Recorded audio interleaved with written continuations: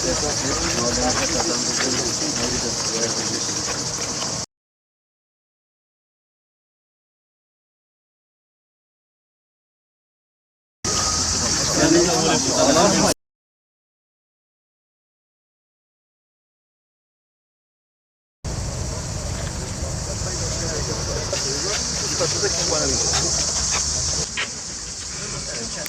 metre tam olarak karşılaşacağız?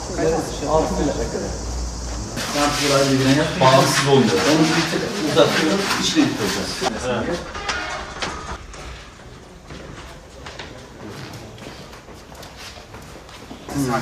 Dolayısıyla sermeden yapalım. Soyunma odamız var şurada, kabinlerimiz var. Burada kabin, soyunma odası.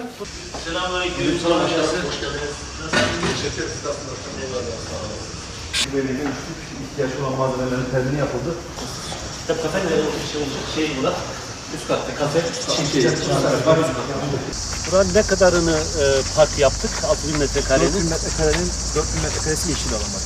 Yeşil alan. Evet. İçerisinde açık basketbol, voleybol sahamız var. Bir tane kapalı halı sahamız var.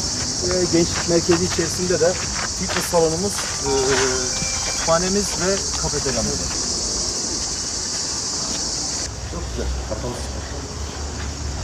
Yazlık kış çocukların spor yapacağı bir yer. Tabii yaz kış. Soyunma yerleri. Yönetici ortamı. 6000 metrekare bir alan burası.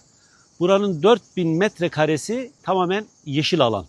Yani bölge halkının gelip park olarak vakit geçirecekleri bir alan. Aynı zamanda burada bir kafeteryamız var. Basketbol ve voleybol sahalarımız var.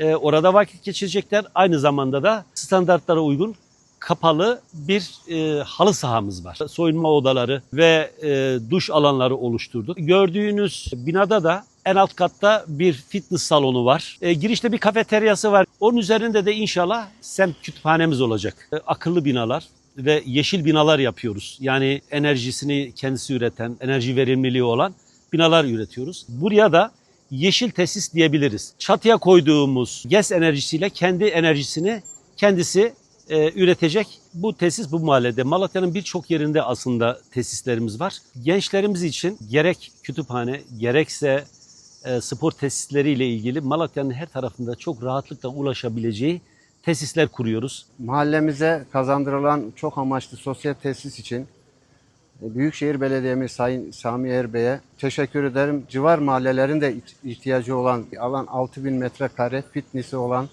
halı sahası olan, basket, voleybol sahası olan bir alan, çok amaçlı kütüphanesi olan, kafesi olan, başarık çok amaçlı sosyal tesisimiz hayırlı olsun.